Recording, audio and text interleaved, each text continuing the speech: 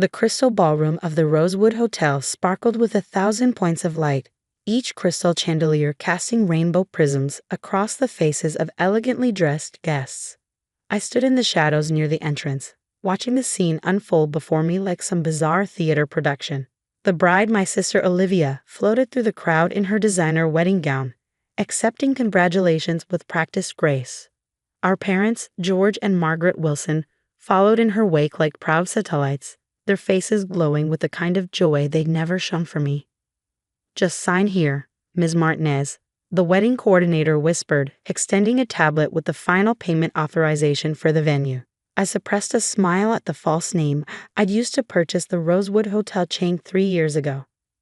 If only they knew that Elena Martinez, the mysterious hotel magnate, was actually Elena Wilson, the daughter they declared dead a decade ago. I scrawled my signature and handed back the tablet, adjusting the elegant mask that covered the upper half of my face. The masquerade theme had been Olivia's idea, though I doubted she realized how perfectly it served my purpose. Behind their own masks, not even my parents recognized the daughter they'd erased. The ceremony was beautiful, I murmured to the coordinator, my voice carrying the slight Spanish accent I cultivated for my Elena Martinez persona. "Your staff has done an excellent job." She beamed at the praise, unaware that I signed her paychecks. "Thank you, Ms. Martinez. We're so honored you came personally to oversee the Wilson wedding. They're one of Boston's most prominent families, you know." I knew all too well. The Wilsons had been Boston aristocracy for generations, their shipping empire dating back to the 1800s.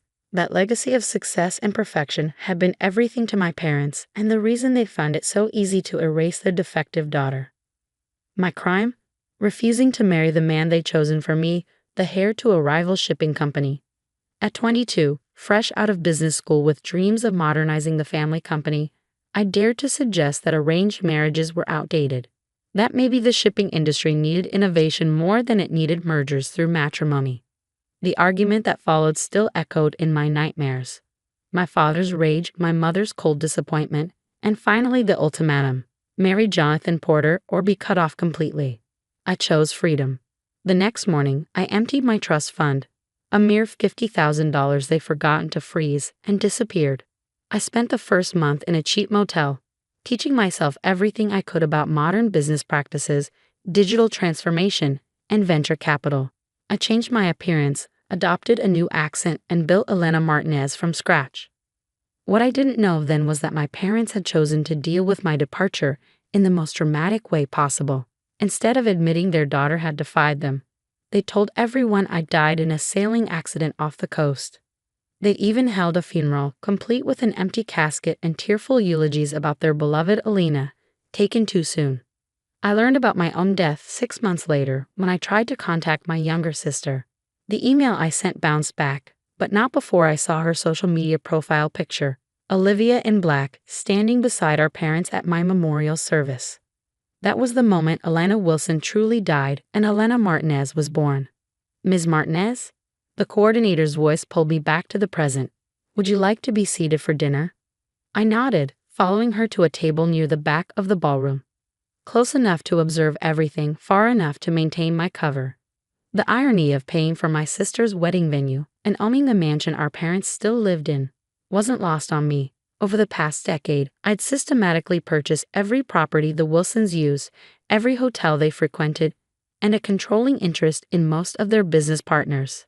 They just didn't know it yet. My father's voice suddenly carried across the room, loud enough to reach my table. "Everyone, if I could have your attention, please." The crowd quieted as George Wilson raised his champagne glass. He cut an impressive figure in his tuxedo, silver hair gleaming under the chandeliers. 10 years had added distinguished lines to his face, but hadn't diminished his commanding presence. Today is a day of joy, celebrating the marriage of my only daughter, Olivia, to the love of her life. Only daughter. The words hit like a physical blow, even after all these years. But it's also a day tinged with bittersweetness, he continued, his voice thick with practiced emotion. I can't help but think of our beloved Elena, Olivia's sister, who left us far too soon. She would have loved to see this day. Beside him, my mother dabbed at her eyes with a monogrammed handkerchief, the perfect breathing mother still mourning her lost child. If only they knew that lost child was sitting 30 feet away, controlling more wealth and power than the Wilson family had accumulated in 6 generations. A server appeared at my elbow. "More champagne, Ms. Martinez?" I accepted the glass, using the moment to collect myself. I hadn't come here for revenge, or at least, that's what I told myself. I'd built my empire through genuine innovation, transforming struggling businesses into modern powerhouses. The fact that I now controlled most of my family's business interests was just convenient. Such a shame about their older daughter. The elderly woman seated beside me whispered, clearly hoping to share gossip with the mysterious hotel owner. The poor girl died in a sailing accident. They say she was quite troubled before the end, defying her parents, refusing a brilliant marriage match. Some even whispered she might have, She made a vague gesture. Done it on purpose. My fingers tightened around the champagne flute. Of course they'd implied my death was suicide. It fit their narrative of the rebellious daughter who couldn't handle the pressure of their expectations. Better than admitting the truth, that I'd chosen freedom over their suffocating control. The sound of clinking glass drew everyone's attention. Olivia had stood to make her own speech, her new husband beaming beside her. My little sister had grown into a stunning woman, though her beauty had a brittle quality that reminded me of our mother. "Thank you all for being here today," she began, her voice carrying the same finishing school polish I'd once been forced to learn. "As Father said, this day is perfect in almost every way. The only thing missing is my dear sister, Elena." I took a slow sip of champagne, watching her performance. Elena was more than my big sister. She was my best friend, my protector, my role model. Olivia's voice wavered perfectly. "When we were little, she used to tell me that anything was possible if you were brave enough to chase your dreams. I just wish," she paused for dramatic effect, "I just wish she could see that I finally found my dream." The crowd murmured sympathetically. I fought the urge to laugh. Olivia had been 12 when I left, old enough to understand exactly what our parents had done. She'd chosen their side, happily stepping into the role of perfect only daughter. The sister who'd supposedly been her best friend hadn't even rated a phone call to warn me about my impending death. As dinner was served, I found myself studying the head table. My parents sat there with Olivia and her new husband, along with his equally wealthy family. They looked like something out of a society magazine. Perfectly groomed, perfectly poised, perfectly false. 10 years ago, their perfect facade had crushed me. Now I saw them clearly, small people desperately clinging to outdated power, unaware that the world had changed around them. The shipping industry they dominated for generations was transforming, and they hadn't adapted. Their empire was crumbling, propped up only by the secret investments I'd made through shell companies. "Ms. Martinez?" A man in an expensive suit approached my table.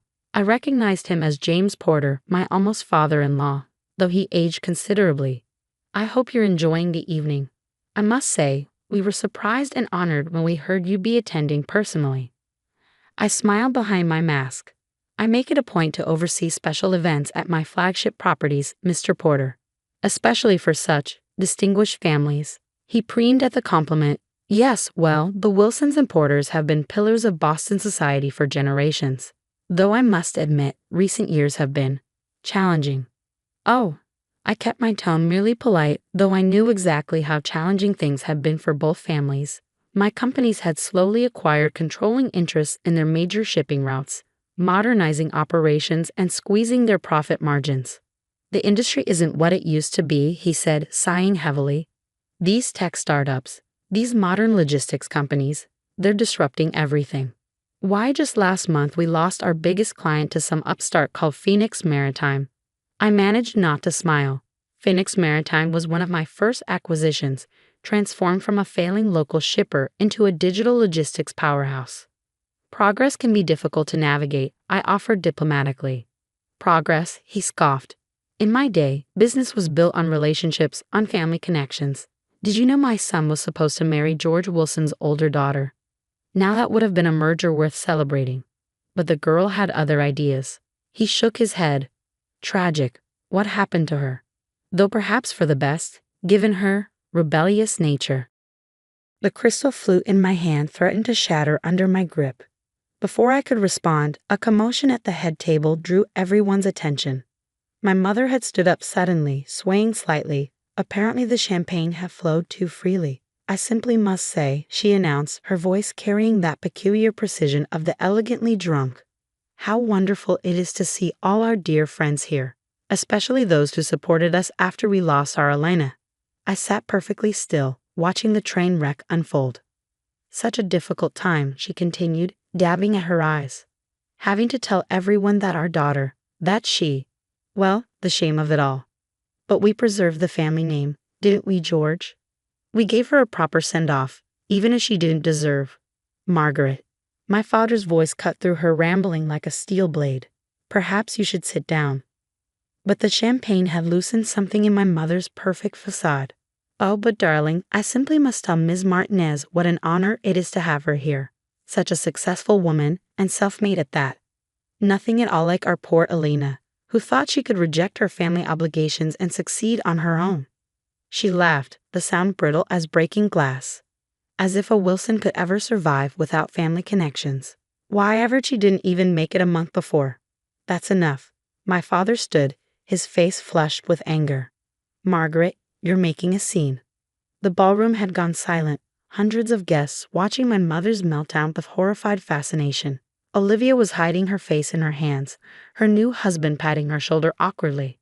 I stood slowly, my chair scraping against the marble floor. The sound drew my mother's attention, and she focused on me with the unsettling intensity of the truly drunk. Ms. Martinez, she called out, you simply must tell us your secret. How does a woman with no family name, no connections, build such an empire?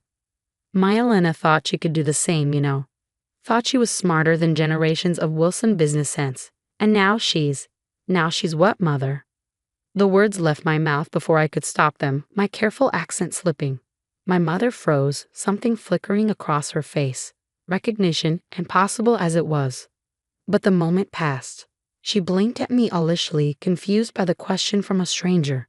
My father had reached her by then, taking her arm firmly. I apologize for my wife, he said smoothly, the excitement of the day combined with the memories. Please, everyone, enjoy your dinner. He led my mother away, probably to sleep off the champagne in one of the hotel's luxury suites. Suites I owned, in a hotel I owned, just like I owned the mansion they still lived in and controlling interest in the companies they thought were still theirs. I sank back into my chair, hands trembling slightly. I'd come too close to revealing myself, letting old pain override a decade of careful planning. The elderly woman beside me patted my arm sympathetically. Don't mind them, dear, she said. Old money families like the Wilsons, they can't handle change. Today's world belongs to people like you, self-made, forward-thinking. Why, I heard your hotel chain is expanding into shipping and logistics now. Among other things, I murmured, recovering my accent. She had no idea that my hotel chain was just the tip of the iceberg. Through various shell corporations and holding companies, Elena Martinez controlled an empire worth billions, built specifically to systematically dismantle everything the Wilsons had ever valued. The rest of dinner passed in a blur of small talk and subtle observation. I watched my sister dance with her new husband, my father smooth things over with embarrassed guests, my mother nowhere to be seen. They looked exactly like what they were, relics of a dying era, clinging to appearances while their real power slipped away. When I finally stood to leave, the wedding coordinator rushed over. Ms. Martinez, will you be staying the night? We've prepared the presidential suite. No, I said quietly, watching my father lead a round of toasts. I think I've seen enough family drama for one evening. She laughed nervously, clearly uncertain how to respond to her boss's dry tone. I handed her a thick envelope, a wedding gift for my sister, though she'd never know who it was really from. Make sure the bride and groom have everything they need, I instructed, and send some water and aspirin to Mrs. Wilson's room. She'll need it tomorrow. As I walked out of the crystal ballroom, I heard my father's voice one last time, to family, the most precious thing we have. I didn't turn around. Elena Wilson was dead, after all, they'd made sure of that themselves. But Elena Martinez was very much alive, and she was just getting started. In my car, I pulled out my phone and dialed my assistant. Maya, execute phase 2. It's time the Wilsons learned exactly who they're dealing with. The next few weeks would change everything. But that's another part of the story. The morning after Olivia's wedding, I sat in my penthouse office overlooking Boston Harbor. watching the Wilson shipping vessels crawl across the water like tiny, obsolete insects. My mother's drunken outburst had accelerated my timeline, but perhaps that was for the best. 10 years of silent accumulation had positioned all the pieces perfectly. Now it was time to play the game. The numbers are in from last night, Maya announced, entering with her tablet. My assistant of 8 years was the only person who knew both Elena Martinez and Elena Wilson. The Wilson Porter wedding cost them just over $300,000. They put it all on credit. I nodded, unsurprised. And their current financial position? Critical. Maya pulled up detailed spreadsheets. Wilson Shipping's quarterly losses have hit $12 million. They've mortgaged everything they own, which technically means they've mortgaged everything you own since you hold all their properties through shell companies. They're 3 months behind on payments to Phoenix Maritime, which means they're 3 months behind on payments to me. I finished. What about the Porter merger they're counting on? James Porter's company isn't in much better shape. The merger would be like tying 2 stones together and expecting them to float. I smiled, remembering James Porter's condescending comments at the wedding. The man who'd once thought himself worthy of arranging my marriage was now drowning in debt, his company hemorrhaging clients to my more efficient operations. Send notices to all their major clients, I instructed. It's time for Phoenix Maritime to raise its rates. Let's see how many stay loyal to outdated shipping methods when modern logistics could save them millions. Maya made a note, then hesitated. There's something else. Your father has called an emergency board meeting for Wilson Shipping tomorrow morning. Finally, I've been waiting for this moment, carefully orchestrating it through a decade of strategic moves. Prepare the paperwork. It's time for Elena Martinez to make her first public appearance at Wilson Shipping. Are you sure? Maya's concern was evident. Once you start this. They buried their daughter to save face, I said quietly. Now they'll learn exactly what that decision cost them. The next morning, I dressed with particular care, a blood-red Armani suit that projected power, Louboutin heels that clicked like weapons on marble floors, and a small gold compass pendant that had once belonged to my grandmother. The only Wilson who had truly loved me. The Wilson Shipping headquarters hadn't changed in 10 years. The same imposing granite building, the same brass nameplate declaring founded 1847. The same portrait of my great-grandfather glowering in the lobby. But there was an undercurrent of tension today, nervous whispers and darting glances as employees noticed my arrival. Ms. Martinez. The receptionist jumped to attention. We weren't expecting. That is, the board meeting is private. Not anymore. I handed her a thick envelope. My credentials. As the majority shareholder of Phoenix Maritime and holder of significant Wilson Shipping debt, I have every right to attend. Her hands shook as she verified the paperwork. I watched her face pale as she realized exactly how much power Elena Martinez wielded. Of course. 14th floor boardroom. The elevator ride gave me a moment to center myself. In my ear, Maya's voice provided updates through a discreet earpiece. All board members present. Your father's trying to push through an emergency restructuring plan. He still thinks he can save the company without outside help. The boardroom doors were heavy oak, stretching from floor to ceiling. I paused for a moment, hearing familiar voices through the wood. Can't accept these terms, my father was saying. Phoenix Maritime is trying to steal our company piece by piece. We don't have a choice, George, another voice responded. We're bleeding clients, our ships are outdated, and this mysterious Elena Martinez owns half the ports we use. I pushed the doors open. The conversation died instantly. 12 men in expensive suits stared at me. Old money, old power, old ideas. At the head of the table, my father stood frozen mid-gesture, his face darkening as he recognized the woman who'd attended his daughter's wedding. Ms. Martinez, he managed finally. This is a private meeting. Not anymore. I strode to the table, my heels echoing in the silence. Please don't let me interrupt your discussion of my company's terms. Your company? He spat the words. Phoenix Maritime is nothing but an upstart using digital gimmicks to steal established clients. Wilson Shipping has survived for 6 generations, and will survive for precisely 12 more days. I cut in smoothly. Unless you accept the merger terms I'm about to offer. I placed a folder on the table. Inside was the culmination of 10 years' work. Documents proving my ownership of their buildings, their warehouses, their homes. Evidence of their mounting debts, their failed modernization attempts, their desperate efforts to maintain appearances while their empire crumbled. "This is impossible," my father whispered, flipping through pages. "These properties, our house, the hotel chain, all belong to me," I confirmed, "along with controlling interest in most of your remaining clients' companies. Face it, Mr. Wilson, you're not just losing, you've already lost." He slammed the folder down. "Who are you? Some tech billionaire trying to dismantle a legacy business. You have no idea what family tradition means." I felt my carefully constructed mask crack, just a little. Family tradition.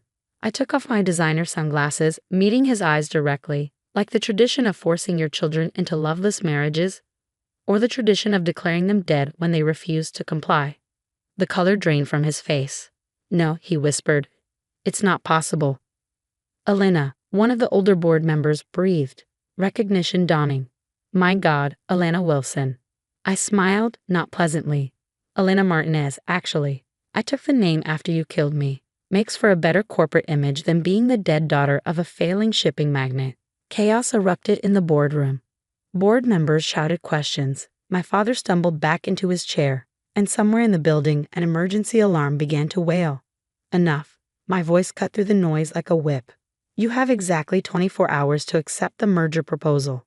If you refuse, I call in all outstanding debts and sell your remaining assets to my subsidiaries. Your choice." I turned to leave, then paused at the door. "Oh, and father, you might want to check on mother. I hear she's still recovering from quite a spectacle at Olivia's wedding." Security guards burst in as I walked out, responding to some panic button my father had probably pressed. I smiled at them as I passed. They worked for me too, though they didn't know it yet. In the elevator, Maya's voice came through my earpiece. "Well, that was dramatic." "They always love theatrics," I replied. "I learned from the best. Your mother's waiting in the lobby." I stiffened. "What?" "She arrived about 5 minutes ago. Looks like she's mostly recovered from the champagne." The elevator doors opened, and there she was. Margaret Wilson, Boston society matron. Perfectly coiffed even in the middle of her world collapsing. She stood near the great-grandfather's portrait, and for a moment I saw myself at 18, standing in that same spot while she lectured me about family duty. "Ms. Martinez," she said as I approached, her voice brittle as frozen glass. Or should I say, "Elena will do." I cut her off. "But only in private. Publicly, I'm still very much dead. Your choice, as I recall." She flinched. "We did what we had to do. For the family name." "The family name?" I laughed, the sound echoing off marble walls. "Take a look around, mother. The Wilson name isn't worth the brass it's engraved on. The only thing keeping this company afloat is my money, which makes it my name on the line." "You're enjoying this," she accused. "Destroying everything we built." "No," I stepped closer, close enough to smell her familiar perfume. "I'm saving everything you destroyed. The company will survive, modernize, grow. The Wilson name will continue, just not in Wilson hands." Her perfectly painted lips trembled. We really thought you were dead, poverty-stricken, failed," I supplied. "You thought your rebellious daughter couldn't possibly succeed without the family's help. That's why you erased me, because the alternative was admitting you might be wrong." A tear slipped down her cheek, carving a path through expensive foundation. "Elena, please. We can fix this. Come home." I'm not that naive girl anymore. I walked past her toward the entrance. "You have 24 hours to accept the merger. Don't worry, I'll let you keep the house. Consider it a wedding gift to Olivia." Outside, my driver held the car door. Boston's summer sun felt warm on my face, so different from the artificial chill of the Wilson building. I looked back once, seeing my mother's silhouette through the glass doors, small and lost in the lobby of her crumbling empire. Maya was waiting in the car. "Phase 2 complete," she reported. "The board is in chaos, our lawyers are standing by, and rumors already spreading through the financial district. What's our next move?" I checked my phone, seeing dozens of missed calls from my father, from board members, from family friends suddenly realizing who Elena Martinez really was. Let them talk. Let them panic. The next 24 hours would determine the fate of everything they built, and everything I'd built to replace it. Now, I said, we wait, and then we show them exactly what the dead daughter can do. The next phase would change everything. But that's another part of the story. The 24 hours I'd given the Wilson Shipping Board felt like the longest of my life. I spent them in my penthouse office, watching the sun set and rise again over Boston Harbor while my phone lit up with increasingly desperate messages. From my father, "We need to talk. This isn't the way." From various board members, "Let's discuss terms privately." From family friends, "Elena, darling, we never believed." From Olivia, surprisingly, "Is it really you?" I answered none of them. Instead, I focused on the final pieces of my plan, making sure every detail was perfect. The media had already caught wind of the story. Boston's supposedly dead heiress returning as a billionaire CEO to take over her family's company. The headlines wrote themselves. The Wall Street Journal is on line 1, Maya announced, entering with fresh coffee. They want an exclusive. Not yet. I took the coffee, breathing in its familiar comfort. Let them speculate for now. The real story comes after the board's decision. And if they refuse the merger? I smiled, remembering my mother's face in the lobby. They won't. Right on cue, my phone buzzed with a message from the board's secretary. The vote was in. Unanimous acceptance of Phoenix Maritime's merger terms. My father hadn't even voted against it. Perhaps he finally recognized the inevitable. Set up the press conference, I told Maya. 2 hours, main lobby of Wilson Shipping. Tell them Elena Martinez will be making a major announcement. And Elena Wilson. I touched the compass pendant at my neck, thinking of my grandmother. She's done hiding. The lobby was packed by the time I arrived. Reporters jostled for position, cameras flashed, and a crowd of Wilson Shipping employees lined the balconies above. My father stood with the board members on a small stage, looking like he aged a decade overnight. I made them wait 10 minutes, a small petty pleasure, but I'd earned it. When I finally walked in, the crowd fell silent. I wore Wilson blue today, a power suit that matched the company's logo, with my grandmother's compass catching the light. No more hiding behind sunglasses or Spanish accents. "Thank you all for coming," I began, stepping to the podium. "My name is Elena Martinez, or, as some of you might remember, Elena Wilson." The room erupted. Cameras clicked frantically, reporters shouted questions, and somewhere in the crowd, I heard my mother gasp. I held up a hand for silence. 10 years ago, the Wilson family announced my tragic death, a sailing accident off the coast. The truth is somewhat less dramatic. I simply refused an arranged marriage and left to build my own life. My parents, finding this embarrassing, chose to bury an empty casket rather than admit their daughter had defied them. My father stepped forward, face dark with anger, but security, my security, held him back. In the decades since, I continued, I built what they said was impossible. Phoenix Maritime revolutionized shipping logistics, embracing modern technology while companies like Wilson Shipping clung to outdated methods. We grew rapidly, acquiring ports, properties, and clients, including many former Wilson assets. I turned to face the board members directly. Today, I'm announcing the merger of Wilson Shipping with Phoenix Maritime. The Wilson name will continue, but the company will be completely restructured. All current board members will be retiring with generous compensation packages. More chaos, more shouted questions. I noticed Olivia slip into the back of the room, still in her honeymoon tan, watching with wide eyes. "And now," I said, "I'll take questions. Ms. Wilson, did your family know you were alive?" "No, they were quite committed to my death." "Ms. Martinez, how did you build your empire?" "The same way I would have modernized Wilson Shipping, had I been allowed, by understanding that tradition without innovation is just slow decay." "Mr. Wilson, your response to your daughter's return?" My father stepped forward, and for a moment I saw something crack in his proud facade. "Elena, we thought. You thought I'd fail," I finished for him. "That's the problem, father. You never saw who I really was." He aged another decade before my eyes. "We did what we thought was right." "No," I corrected quietly. "You did what was easy. Erasing you was easier than admitting I might have had better ideas. Declaring me dead was easier than explaining why I left. Even now, giving up control is easier than watching your company collapse under its own weight." "Elena," my mother's voice, somewhere in the crowd. "Please." I ignored her, addressing the reporters again. "The merged company will retain the Wilson name out of respect for its history. But make no mistake, this is a complete transformation. We're moving into the future, whether the old guard likes it or not. More questions flew, but my attention was caught by Olivia pushing through the crowd. She looked different from the polished bride of 2 days ago, younger somehow, more like the sister I remembered. You were there, she said, reaching the stage. At my wedding. You watched us all. Pretend to mourn me. I raised an eyebrow. Yes. I knew. Her voice dropped so only I could hear. Sometimes I'd look at old pictures and think I saw you in the background.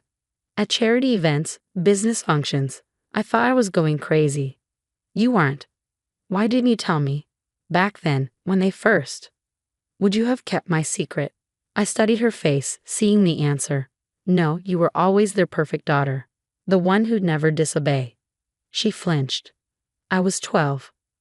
Old enough to know right from wrong. I softened slightly, seeing real pain in her eyes. But young enough to be afraid of ending up like me. A tear slipped down her cheek. I missed you. The real you, not the sanitized dead sister they talked about at parties. For the first time, I felt my own composure crack. I missed you too. But I couldn't be who they wanted. I had to be myself. Ms. Martinez. A reporter's shout broke the moment. What happens to the Wilson family now? I turned back to the crowd, professional mask firmly in place. They'll retain their personal assets, those that aren't already legally mine, and receive fair compensation for their shares. I'm not here for revenge. I'm here to save a company that lost its way. And the family relationships. I looked at my father, defeated on his stage, my mother crying quietly in the crowd. Olivia, torn between the sister she'd lost and the parents she'd chosen. Some things, I said quietly, can be fixed with money or business deals. The Wilsons declared their daughter dead rather than accept her choices. That doesn't go away just because she came back successful. The press conference wound down after that. Reporters got their sound bites, photographers got their shots of the prodigal daughter triumphant, and gradually the crowd dispersed. I stayed on stage, watching my parents huddle with their lawyers while Olivia hovered uncertainly between us. Maya appeared at my elbow. The papers are ready to sign. Private conference room. I nodded. Give me a minute. When the lobby was almost empty, I walked to where my parents stood.